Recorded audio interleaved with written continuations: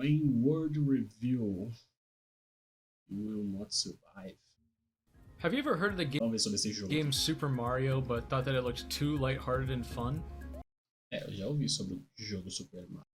Instead of collecting coins and crushing turds, would you rather be eating bugs and getting devoured by flesh-eating grass? Are you excited about the changing climate and upcoming fall of civilization? Do you wish that centipedes were bigger and could fly? Do you think that the end of Evangelion could have used more worms? Have you ever looked outside and seen a squirrel get flung by one of those spinny bird feeders, but before it could recover, a hawk swooped in to eviscerate the poor thing and thought, "Damn, I wish that were me." Well, do I have just the game for you?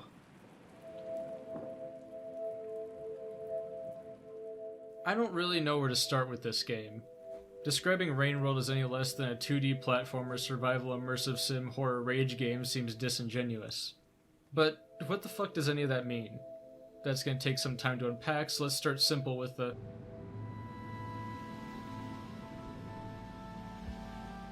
Damn it, this isn't starting simple, is it? Usually I can kind of hand-wave this section with some convenient comparisons, but that can't really happen for Rain World. Sure, the actual art style is pixel art, and there's plenty of other games with beautiful pixel art to point to, but Rain World's exact style is unique. The environments, beyond being beautifully drawn, are relatively straightforward. Rain World's setting is post-apocalyptic, and as such you're not walking over hills and through natural caves. Instead, the environment consists of decayed concrete and ancient machinery that is broken, rusted, and otherwise ruined by time and the unbearable pressure of the rain. Because of this, a lot of places you crawl around and through are mostly just brown and gray, but that doesn't mean that it's not interesting to look at. You run over trash heaps of compacted metal, platform on top of steel beams, and climb up the rebar that once built this place.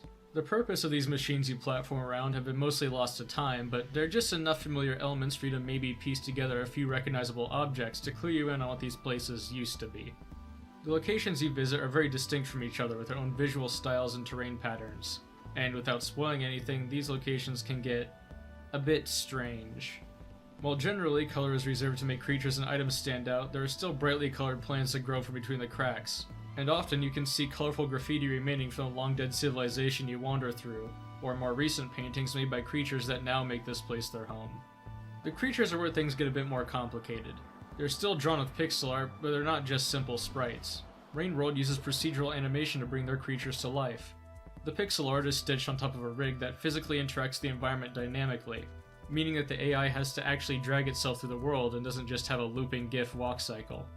This grants them a great sense of weight and believability as they too must clamber over the same terrain as you, because of course your character isn't exempt from this either. Sometimes you really have to be mindful of how you position your body, as you can get stuck on both bits of terrain and the bodies of other creatures. This is what makes the game unique, and uniquely annoying sometimes.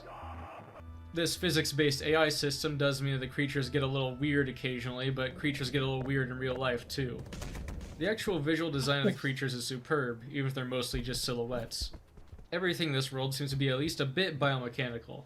All the way from the lizards with their sparkling neon colors, to the horrifying tortured abominations of hatred that exist only to kill, Rain World's creatures are rendered enough to give them a unique shape, but are left ambiguous enough to leave some of their stranger parts up to imagination. Also, fair warning, if you have arachnophobia, I think this game will just straight up kill you, so you've been warned. Rain World's sound design is relatively simple, but solid. Just about every creature makes a distinguishable noise, and you can tell roughly where that noise is coming from if they're off screen.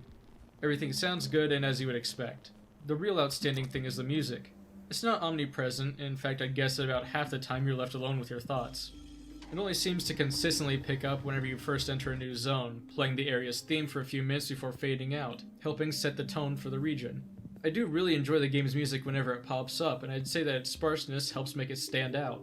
The other instance music will appear is if there's a predator about, where danger music will begin to play. It starts subtle, just warning you to be alert, but if you get spotted into a chase it picks up, and man, is it good.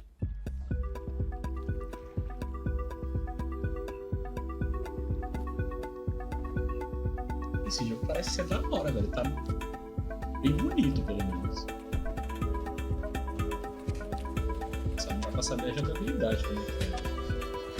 Às vezes parece esquisito, tá? Mas tem que jogar. If you can't afford Rain World but still want its aesthetic experience, I recommend putting on some electronic ambient music and go crawling through a landfill being chased by the junkyard dogs.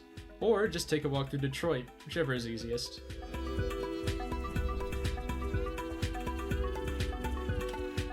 In Rain World, you play as a pathetic little worm creature called a slug cat. As such, you have the abilities of both slug and cat. You can climb up poles, slide through pipes, catch bats, eat mold, use weaponry, and die horribly. This forms the base core gameplay of Rain World, which is a platformer. Through the entire game, your ability to survive and progress is mainly determined by your ability to jump good. Unfortunately for me, I do not jump good. One bad move can mean death, which means that I died quite a lot. If you would like, you can take note of how many times I die in this video, because I will not be reusing any death clips. It may be hard to tell the difference between a few of them, but trust me that they are separate and I'm just consistently bad. This game's difficulty is brutal, to say the least. All it takes is one bite from just about anything and you're sent back to your last shelter, unless you're very lucky, somewhat prepared, or any better at the game than me. The platforming can get quite challenging on its own, even without the massive jet-powered birds trying to snatch you out of the air. The movement mechanics can take some time to get used to, and I still often fuck it up. But can you really blame me here? How was I supposed to predict that I'd be sent plummeting to my death because of this little brick here? This is what I mean by the controls taking some getting used to. It's hard to explain, but it feels somewhat inconsistent when trying to get the slug cat to cooperate with grabbing poles and climbing. Just grab the goddamn pole, you stupid worm. No, not that fucking pole. Where the hell are you going, you moron? I made this jump so easy earlier. Just grab the goddamn fucking ledge. There are all kinds of movement techs you could potentially learn in order to better your chances, which I learned basically none of. If you do master them, you can zoom around the level like a crackhead with a sawzall in an unwatched Denny's parking lot. Luckily, all you really need to do to survive is jump from pole to pole and you'll be fuck! The game does mix it up plenty with new patterns of terrain and a couple new tools for exploration to keep things from getting stale. Yes, it's a grappling hook. I wish I'd kept that for the rest of the game. The level design is tight, mostly, and actually getting the hang of movement feels great after the initial adjustment period. Most of the time the places you can and can't go are fairly obvious, but sometimes the foreground can be misleading and either make traversable tunnels look closed off or just obscure your position, which leads me to the issue I have with this game. Rain World is a bit of a communication problem. The game operates by having a stationary camera that switches between rooms as you move. This is totally fine for rooms that are small and can be contained within a single screen, but can become messy in rooms that are larger. It can be disorienting having to track where you're on screen when moving just a few pixels to the left or right in the middle of a platforming area can flip where you need to look. At worst, the camera can obscure danger that is right next to you until you're walking into its mouth. But even more frustrating is this. Can you tell me the difference between this screen and this screen? This first one, if I drop down, it just moved to the next part of the room. This one will instantly kill you if you fall down. Apparently there's some shadowy smoke or something to tell you what is and isn't a death drop, but I never noticed it in my gameplay even after I knew about it. How about this room and this room? Well, in the left room you cannot move past the screen's left or right edges, but in the room on the right you can go past either edge. How can you tell? Rain World doesn't just label itself as a platformer though. It's a survival game of sorts. Every 10 to 15 minutes-ish you will have to find a shelter to hibernate in or get turned to paste by the rain. In order to rest in a shelter, move your respawn point, and therefore generally progress, you need to find food. Most of the time getting food isn't a big deal. Just find some fruit, bat flies, or elephant's foot and eat enough to fill your hunger pips to this line and you'll be fine to hibernate. Extra food carries over after you hibernate to the next cycle, meaning that you don't need to find as much food to simply survive. The eating part of Rain World survival is relatively easy, as food is not too hard to come by if you know what you're looking for. If you don't have enough food when you hibernate, you begin to starve, and in the next cycle you must fill your hunger more than usual or die, and get your progress reset to before you started starving in the first place. Only once in my playthrough did I ever starve, and that was because I was stuck in a platforming area with no food for 2 cycles. The real difficult part of survival in Rain World are the predators. The National Geographic kind, not the Disney kind. The main obstacle in your way to do anything is that you are a small little worm and everything thinks that you make a great chew toy. There are a wide variety of creatures that want to kill you, each with varying abilities and behaviors that require different tactics to deal with. The clearest way to demonstrate this are with the simplest predators, the lizards. They are by far the most prevalent enemy type, appearing in almost every region in the game, with a total of 9 different subspecies that all behave a bit differently. Take the green lizard, the lizard you're most likely to encounter first. They are large, strong, durable, and decently fast, but they are also heavy, clumsy, and stupid. They can be avoided by just climbing up a pole and jumping over them, or by being on the other side of a pit, which they have about 50% chance of falling into while trying to get to you. Combat is an option, but their high health makes it impractical and dangerous. Pink lizards can climb poles, but are slower than green lizards and are much weaker. You can easily outrun them, or if you have a spear and an opportunity, you can kill them with relative ease. White lizards are massive pains in the ass because they can cling to background walls, have active camouflage, and a chameleon-like tongue. These fuckheads like to sit around transport pipes and kill you before you even have a chance to maybe notice them. They are, however, less prone to actually pursue a chase and prefer to wait in ambush, and are therefore easy to lose. They have the same health as a pink lizard, so if you do get the drop on one, it isn't super hard to kill them, or at least hurt them enough to get them to go away. Just be aware that lizards you attack and don't kill will remember and will try harder to kill you next time. Separate from lizards, vultures are also an omnipresent threat. They are large, flying predators that can swoop in at any time wherever there's an open sky, or just fucking anywhere, I guess. The only warning you get is their shadow descending in the background a second or two before they ruin your day. They're almost totally unpredictable. Sometimes an area you have crossed a half dozen times safely will become a death zone because a vulture has decided to just hang around and not leave this time around. You can't hide from them, so your only option is to run and find a place they can't squeeze into and wait for them to go away. Or, if you're feeling brave and have a surplus of spears lying around, you can fight them off with a handful of good stabs. Just be aware that if you knock off their mask, you should be ready for a fight to the death. There are a ton more creatures you'll encounter across the game, and they all contribute to the thing that Rainworld is going for. Rainworld's predators, and every creature really, aren't totally predictable. I touched on this with the vultures because they're the most obvious case, but let me explain. They aren't standard platformer enemies that waddle back and forth endlessly. They move around the area in the same way that you do, hunting for prey, fighting each other, and fleeing from bigger predators. A lizard that killed you in one cycle may not be there the next. This is part of the game's intention to build an ecosystem that you are just simply a part of. This is the thing that Rainworld tries, and I think largely succeeds, in doing. You're not the chosen one hero of this story, you're just part of the ecosystem. In fact, pretty low on the food chain. I really enjoy watching all the other creatures interact with each other, sometimes to my own detriment. Everything has its place in Rainworld's alien ecosystem. Squid cicadas are these rotund, buzzing, mostly harmless, and totally ignorable creatures that can be found across the game. They can't directly harm you and you can't eat them, but they're not just set dressing. They hunt for the same bat flies that you do, so you compete with them for food in some instances.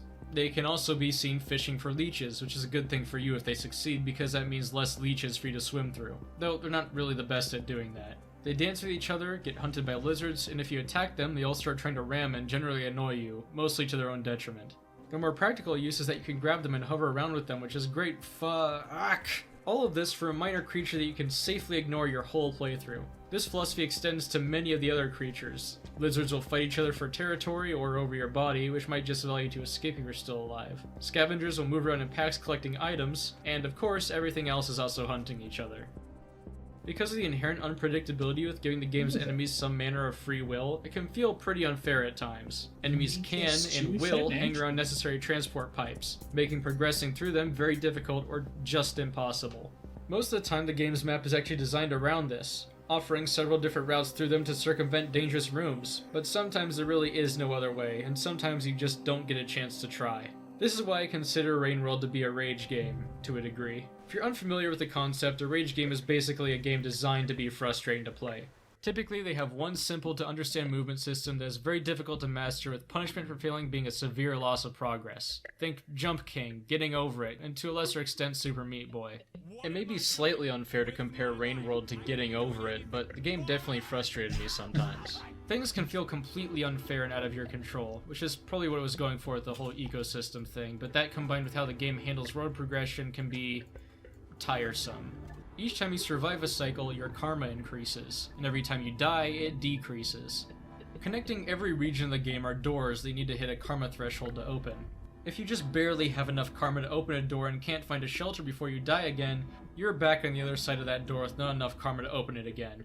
Then you have to survive to build your karma back up and hope you don't die trying to find food and dig yourself a deeper hole. Usually the game does give low karma requirements for doors in difficult regions, but you can get unlucky anywhere, potentially leading to a cycle of death and frustration that is, funnily enough, actually thematically relevant to the game's story, but let's not get into that. If you manage to keep your karma at max for enough cycles, you gain the Survivor achievement, which, as well as just being a Steam achievement, also allows you to travel through any previously discovered shelter once. You only get to bring whatever item you have in your stomach at the time, more on that in just a moment, leaving anything else you had behind in the shelter you travel from. Once you unlock the Survivor achievement, there are a handful of other achievements you can unlock that also give you one fast travel each. I only ever used the fast travel once, because I didn't really feel the need to return anywhere I had been before, But if you just want to revisit a fun location, you're going to either have to walk all the way there yourself or work to get an achievement for a one-way ticket, which is certainly different. The fun parts of the ecosystem are why I referred to this game as an immersive sim. If you're not deeply entombed in gamer culture, an immersive sim is, roughly, a game that relies heavily on consistent systems for the player to exploit as they see fit, providing more player freedom and problem solving, leading to natural or immersive gameplay. That's my understanding of the genre anyway. Prominent examples include Deus Ex, Thief, Hitman, Cruelty Squad, any game made by Arcane Studios, and House Party? Rain World may not be as deep as Deus Ex's skill sheet, or provide as many tools as Dishonored, or let you take your dick out like House Party, but it does have systems to exploit to tip the scales in your favor and actually progress. Spears are primarily weapons, but they can also be stuck into walls to become short poles to climb on. The uses for this should be immediately obvious, though sometimes it feels kinda inconsistent and can be rather inconvenient when you miss a spear throw mid-combat. With a little bit of movement tech, you can also stick them into the ground vertically to get a bit of extra height. And if you're slick enough, you can even stick spears into walls at the end of a jump to clear gaps you otherwise wouldn't. There we go. The game never directly tells you can do this, so I just figured it might be possible given the rules I'd already learned. While there are a number of other tools to finding the environment from rocks to grenades, your inventory is very limited. You can only carry one thing in each hand and swallow one additional item to keep in your stomach for later. I'm sure nothing could go wrong from swallowing a high explosive. Managing your inventory, as limited as it is part of the challenge and requires you to use what you find around you, or take up precious space on or in your slugcat. These are the most common of the systems provided, but of course, the more interesting ones are tied to the ecosystem. Remember how I said lizards remember if you attack them and become more aggressive? They also remember if you feed them and become less aggressive or even friendly, protecting you from other lizards. Knocking a vulture's mask off makes it hunt you relentlessly until one of you is dead, but any unmasked vulture will also be attacked by other vultures. And you can grab the dropped mask to scare off lizards or trade with scavengers. Speaking of scavengers, they're the closest thing the game has to friendly NPCs, and they're very bipolar. The more you trade with them, the more they'll like you and be less prone to spearing you for no reason. However, if there's a diplomatic incident, whether on purpose or accidentally, this will piss off the other scavengers. And if you piss them off enough, they'll start actively hunting you down, which is a problem because of the aforementioned grenades. Let's peel off the final layer of this genre onion. Is this game really a horror game? I mean, it looks cuddly enough. Yes. Yes, it is. Yes. At least in some places. Rain World can be very tense with its foreboding atmosphere and unsettling monsters, and while it's lacking the typical 80 decibel indie horror game jump scares, there's plenty to be startled by. It's no Alien Isolation, but, you know, it's kind of fuck! So, what is the actual progression and end goal of the game? Obviously, the moment-to-moment goal is just get food and not become food, but you do have an overall objective to push you through the regions. This little yellow fella named Iggy will follow you around and sometimes point you in the direction of nearby shelters and food to help you out. Iggy will also sometimes point you in the direction of the objective. Ostensibly, that objective is reuniting with the rest of your Slugcat family, but it doesn't take long for you to find out something else is going on. Going back to the little yellow guy, though, brings me back to the issue. The lack of communication, and that I am chronically stupid. The game is incredibly minimal with its guiding, very much on purpose. Iggy serves as a kind of tutorial entity, displaying holograms showing basic controls and concepts near the beginning of the game. It'll tell you about eating stuff, point at stuff that wants to eat you, and about trading pearls to scavengers, but that's about as deep as its instruction goes. All this other stuff I found out mostly from experimentation and the Rain World wiki. Yes, I looked at the wiki while in-game. I didn't do it immediately. I really try my best to engage with games like this on their level, and I did discover plenty of things organically.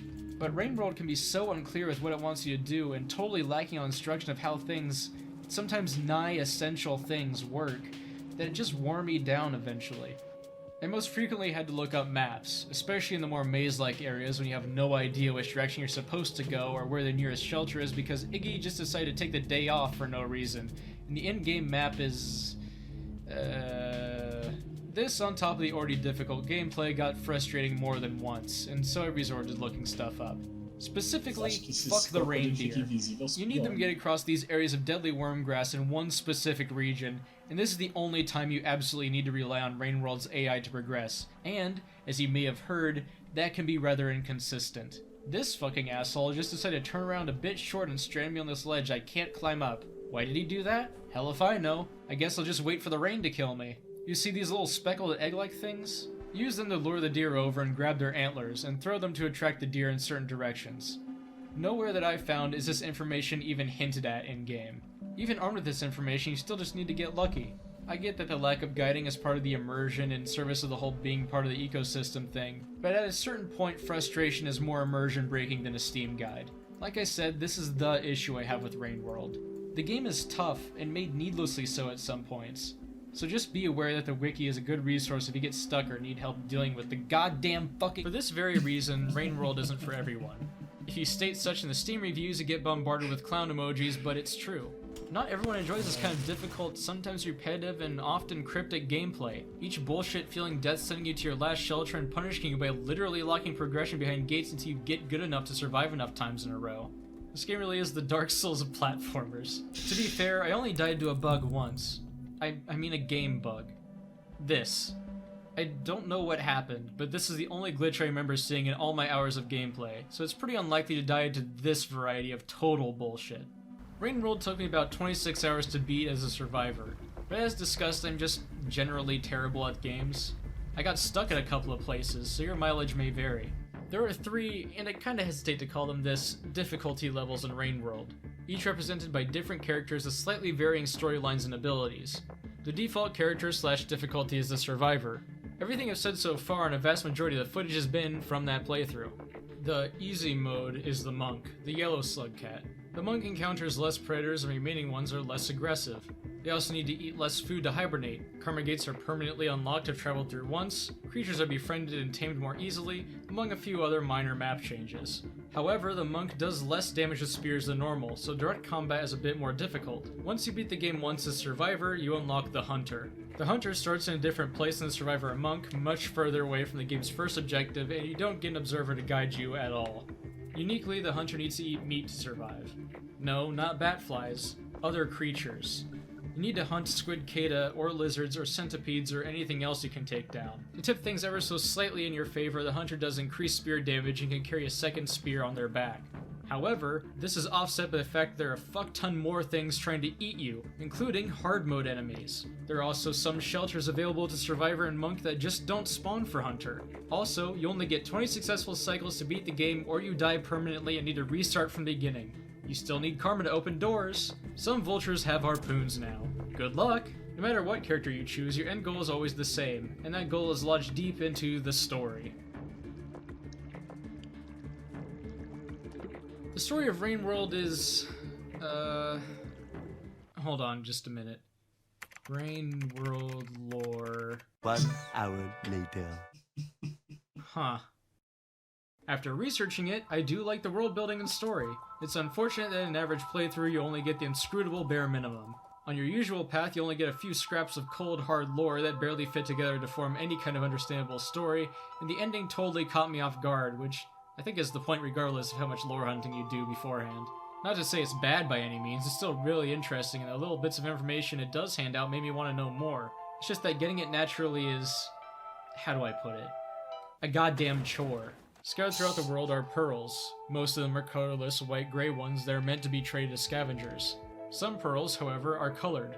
These colored pearls spawn in fixed locations, often hidden and sometimes requiring a platforming challenge to reach. These colored pearls are one of a kind, and if traded or otherwise lost, they'll disappear from your save file permanently. There is one specific place on the map where you need to take these pearls to get the unique information they contain, and the ability to read these pearls isn't even unlocked until you get to the halfway point of the game.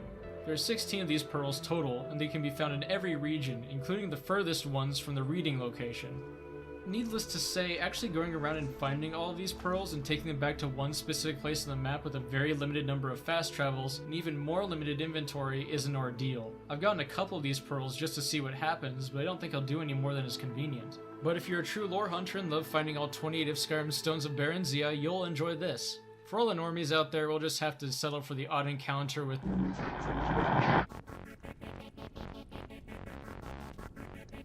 Rain World is a very interesting game. I truly mean it when I say there's nothing like it. Rain World was developed and programmed by an artist, as stated as GDC talk, and it shows. Despite how punishing and sometimes just unfair it is, it's obvious why this game has the dedicated following it does. There's an active modding scene with the newly added Steam Workshop, which is already full of player-made slug cats and deranged man-made horrors. I give this game my official seal of approval, which I don't have, so accept this gold star sticker with "good job" written on it in Sharpie I found on my desk instead. Recently, the Downpour expansion released, which has a bunch of new slugcats to play as, with more unique abilities, new regions, new story, and official co-op mode, which is all good, because it means I get to see more of this wonderfully crafted, beautiful setting. I haven't played it yet, but plan to soon, because it looks like more Rain World, and I kind of like that game. For all 5 of you who care, sorry I haven't uploaded in, This isn't what I was originally planning on covering next, but it has a confusingly similar name. Subscribe to get it when it comes out. In the meantime, you can forget about me and in a couple months wonder who this random guy showing up in your subfeed is. Goodbye. Cara, eu simplesmente adorei, velho. Adorei esse jogo, mano.